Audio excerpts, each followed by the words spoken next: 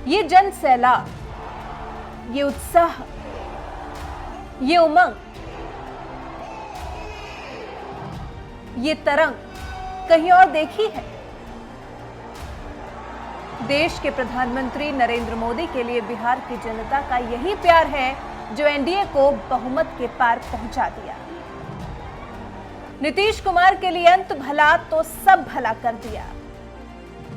करीब 15 साल तक सत्ता में रहने के बावजूद तमाम एंटी इनकम्बेंसी और एग्जिट पोल्स के आंकड़ों को ध्वस्त करते हुए बिहार में अगर नीतीश कुमार ने दोबारा सत्ता में वापसी की है तो इसकी सबसे बड़ी वजह है पीएम मोदी का चेहरा और करिश्माई नेतृत्व, जिसने एक बार फिर साबित कर दिया कि ये नरेंद्र दामोदर दास मोदी है जो नामुमकिन को भी मुमकिन कैसे किया जाता है ये बात अच्छी तरह से जानते हैं। तमाम एग्जिट पोल्स हुए ध्वस्त। 7 नवंबर को आखिरी चरण के मतदान के बाद जिस तरह से तमाम चैनलों और सर्वे एजेंसी के एग्जिट पोल्स ने महागठबंधन को नतीजों से पहले ही विजयी घोषित कर दिया था, उससे गदगद आरजेडी और कांग्रेस के खेमे में तो लड्डू पेड़े बनने लगे थे। पूरी तरह जश्न का माहौल हो गया था।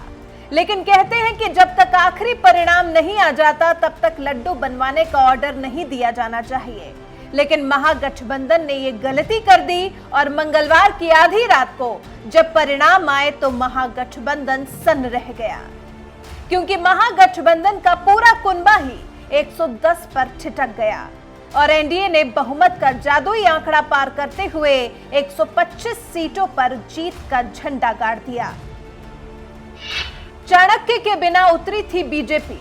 साल 2014 के बाद शायद ही ऐसा कोई चुनाव रहा हो जहां बीजेपी के चाणक्य कहे जाने वाले अमित शाह की दहाड़ न सुनाई दी हो। लेकिन बिहार चुनाव में इस बार उन्होंने पूरी दूरी बना ली थी। इस चुनाव में बीजेपी के रणनीतिकार जहां पार्टी अध्यक्ष जेपी नड्डा थे तो वहीं चेहरा एक बार फिर पीएम मोदी का था। 3 चरणों में संपन्न हुए बिहार चुनाव में जब जब वोटिंग हुई बीजेपी ने जानबूझकर उसी दिन पीएम मोदी की रैली करवाई, क्योंकि वो जानती थी कि पीएम मोदी के चेहरे में वो ताकत है जो आखिरी दम पर वोटर्स को बीजेपी की तरफ मोड़ने का दमखम रखते हैं। बीजेपी के इस भरोसे पर पीएम मोदी पूरी तरह खरे उतरे, क्योंकि उन्होंने बिहार चुनाव में 4 दिनों में कुल 12 रैलियां की। 23 अक्टूबर को उन्होंने सासाराम, गया, भागलपुर में सभाएं की। दूसरे दौरे में 28 अक्टूबर को उन्होंने दरभंगा, मुजफ्फरपुर और पटना में रैलियां की। तीसरे दौरे में 1 नवंबर को पीएम मोदी ने पूर्वी चंपारण, छपरा, समस्तीपुर में रैली की। चौथे चरण के दौर में 3 नवंबर को पीएम मोदी ने पश्चिम चंपारण, सहरसा, फारबिसगंज में रैली की। पीएम मोदी ने 4 दौर में कुल 12 रैलियां की थी। रैलियों के आसपास के इलाकों को जोड़ लिया जाए तो 101 सीटें प्रभाव में आईं। इनमें से 59 सीटों पर एनडीए के उम्मीदवारों ने जीत हासिल की है, जो बता रहा है कि पीएम मोदी की रैलियों का चुनावी नतीजों पर अच्छा खासा असर पड़ा है। नीतीश विरोधी लहर पर भारी मोदी लहर। पूरे बिहार चुनाव में तमाम चुनावी पंडित ये मानकर चल रहे थे कि इस बार के विधानसभा चुनाव में एनडीए को जबरदस्त एंटी इनकम्बेंसी यानी सत्ता विरोधी लहर का सामना करना पड़ेगा, क्योंकि नीतीश सरकार ने बिहार की सत्ता पर करीब 15 साल गुजार लिए हैं।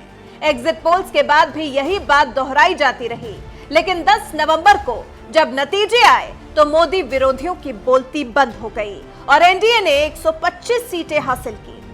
बिहार चुनाव में एनडीए के इस करिश्माई प्रदर्शन की सबसे बड़ी वजह रहे पीएम मोदी, क्योंकि नीतीश कुमार के खिलाफ बिहार के लोगों में जबरदस्त नाराजगी देखी गई थी। यहां तक कि उनकी रैलियों में आरजेडी नेताओं के नारे लगते रहे, तो वहीं एक रैली में तो प्याज तक बरसाए गए। जनता की नाराजगी के बीच नीतीश कुमार को आखिरी वक्त में यहां तक कहना पड़ा कि ये मेरा आखिरी चुनाव है, इस बार जिता दीजिए, अंत भला तो सब भला।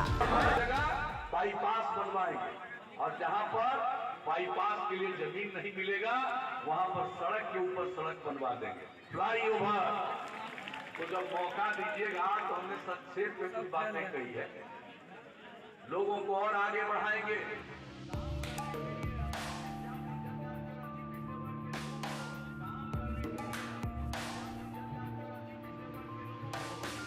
खूब फेंको, खूब फेंको, खूब फेंको, खूब फेंको, खूब फेंको। छोड़ दीजिए इसको, छोड़ दीजिए, किसी पर ध्यान मत दीजिए।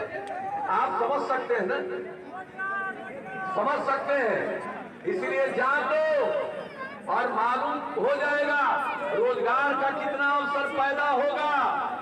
हमने बता दिया किसी को मजबूरी में बिहार के बाहर जाना नहीं पड़ेगा और बिहार में लोगों के लिए पैदा होगा। और आज जो बोलता रहता है सरकारी नौकरी, हम बता देते हैं जब 15 साल राज करने का मौका मिला, 10 साल बिहार झारखंड एक था, 15 साल में कितना को नौकरी मिला जी? 95,000।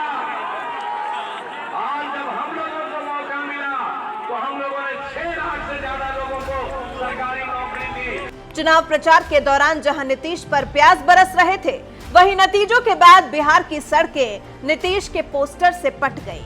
उनके समर्थक बता रहे हैं कि बिहार में काबा फिर से नीतीश कुमार बा।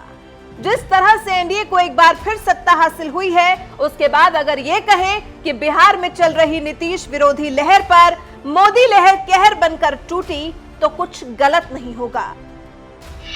बिहार में बड़ा भाई बन गई बीजेपी। बिहार चुनाव का इतिहास रहा है कि जब भी बीजेपी यहां चुनाव लड़ी है, उसे नीतीश की जेडीयू के छोटे भाई के तौर पर ही चुनाव लड़ना पड़ा, क्योंकि जेडीयू बिहार की बड़ी पार्टी थी। यहां हम अगर बड़ी पार्टी थी कह रहे हैं, तो इसका मतलब यह है कि इस चुनाव के बाद अब जेडीयू का कद छोटा हो गया है।